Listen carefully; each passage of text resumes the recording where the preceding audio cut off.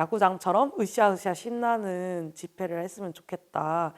촛불 집회를 클럽처럼 뭔가 신나는 분위기였으면 좋겠다 이런 주문을 주시더라고요. 그래서 그러면 좀 신나는 음악을 하나 갖고 와보자 해서 많이 찾아보고 들어보고 했었어요. 그래서 뭐 어린이 EDM 체조 음악 뭐 이런 것도 들고 와봤고, 뭐 어디 뭐 백화점의 자라 매장에서 나올 것 같은 노래들도 갖고 와보고, 진짜 클럽에 틀리는 노래도 갖고 와보고, K-팝에서 위플래시도 이제 갖고 와보고 해서 그런 조합들을 하는 와중에 이제 집회 참여해 주신 분들이 위플래시를 알아들으시고 좋아해 주신 거죠. 그게 많이 화제가 됐던 것 같아요. 네. 촛불은 바람 불면 꺼진다는 이야기를 듣고, 그러면 내가 갖고 있는 가장 소중한 빛을, 절대 꺼지지 않는 빛을 들고 오겠다 하면서 응원봉을 들고 오셨던 거였는데, 우리 끝까지 지금 잡은 손 놓지 말고 서로를 포기하지 않았으면 좋겠다. 윤석열 즉각퇴진 사회대기업 비상행동에서 사회자 행진팀장으로 활동했었던 박민주라고 하고요. 지금 이름이 바뀌어서 내란청산 사회대기업 비상행동에서 또 계속 활동을 이어가고 있습니다. 12월 3일에는 집에 좀 늦게 들어갔었어요. 일정이 늦게 끝나서 집에 들어가서 이제 잘 준비를 마치고 책을 읽고 있었는데 이제 휴대폰에서 속보 알림이 계속 오더라고요. 그래서 봤는데 뭐 윤석열 대통령의 뭐 긴급 기자회견이 있다 해서 들어가 봤는데 계엄 선포를 한다고 하더라고요. 그래서 이게 무슨 일이지? 침대에 장판도 틀어놓고 너무 따뜻하고 편안한 곳에서 책을 읽고 있었는데 계엄 선포를 들으니까 내가 그 사이에 잠이 들었나? 이게 지금 실제가 맞나 꿈이 아닌가 그런 생각이 들었어요.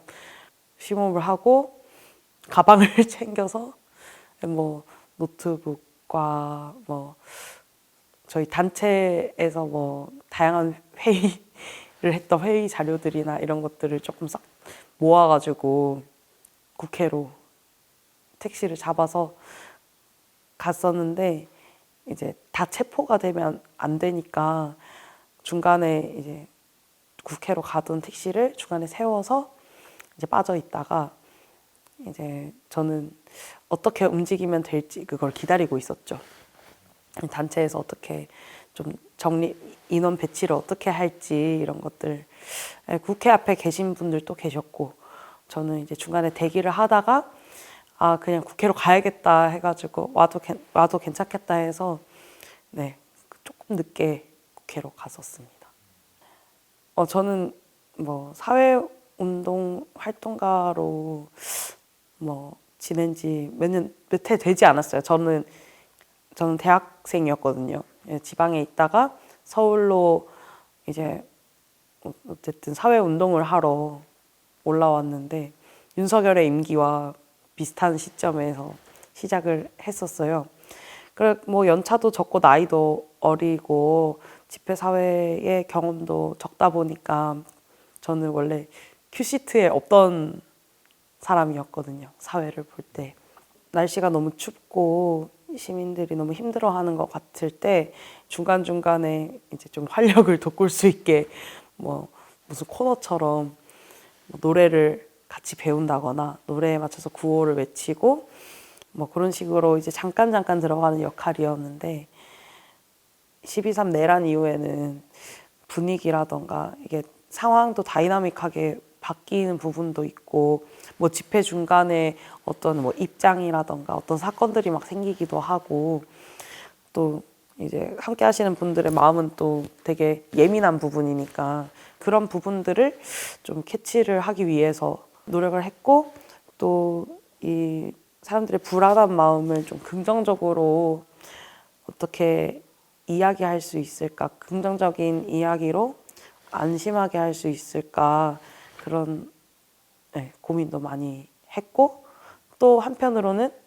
이분들의 마음을 좀 직설적으로 그냥 표현을 하는 것도 좋겠다 하는 생각도 있었어요. 여러분들 많이 불안하시죠? 힘드시죠?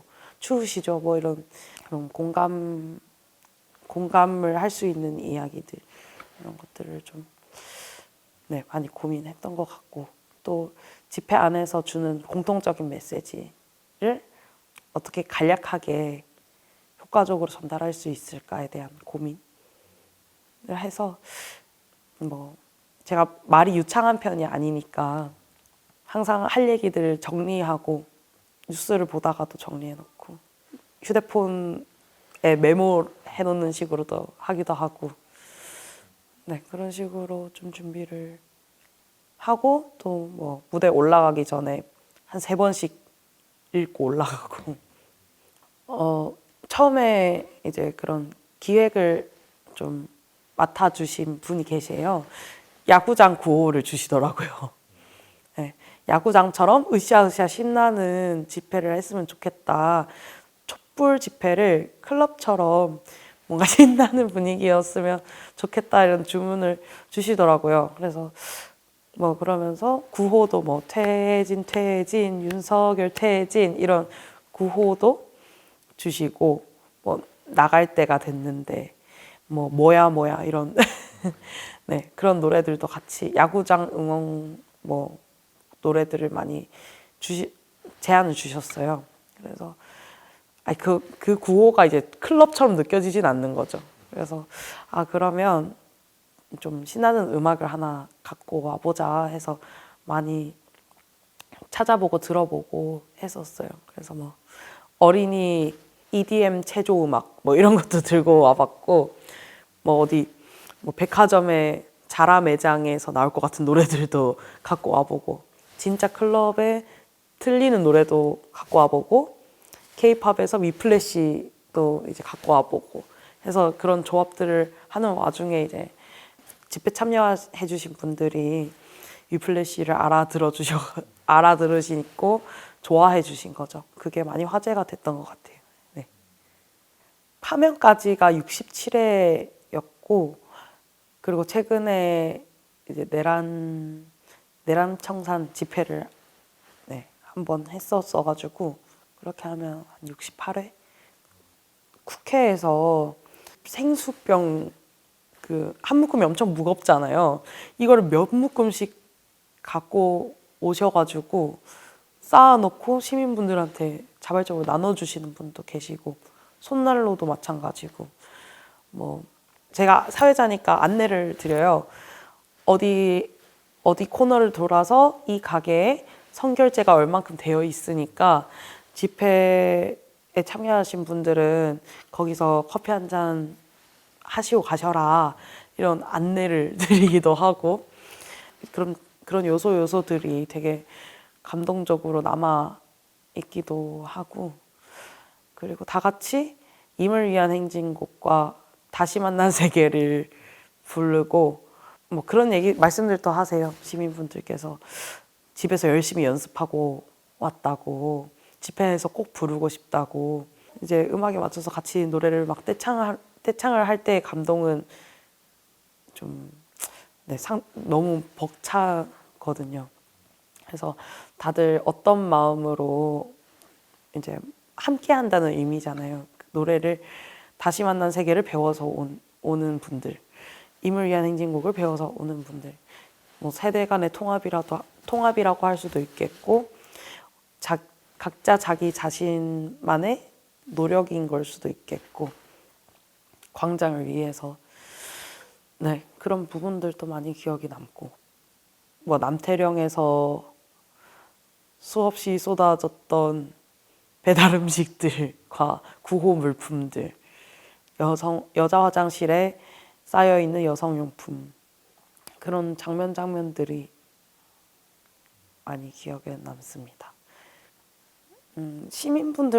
시민들의 광장이 열린 게 사실 정말 오랜만이지 않나 그런 생각이 드는데 그래도 이제 박근혜 퇴진 집회 이후에 거의 처음이었던 시작이라고 생각하거든요. 모두가 이제 진짜 모두의 광장이 열린 것이, 응원봉이 등장한 배경도 촛불은 바람 불면 꺼진다는 이야기를 듣고, 그러면 내가 갖고 있는 가장 소중한 빛을, 절대 꺼지지 않는 빛을 들고 오겠다 하면서 응원봉을 들고 오셨던 거였는데, 모두가 광장의 시간은 끝났다고 얘기를 하지만 그 한켠에서는 그런 준비를 또 하셨던 분들도 계시고, 일치된 목소리로 한 번에 같이 나와 주신 것도 있고,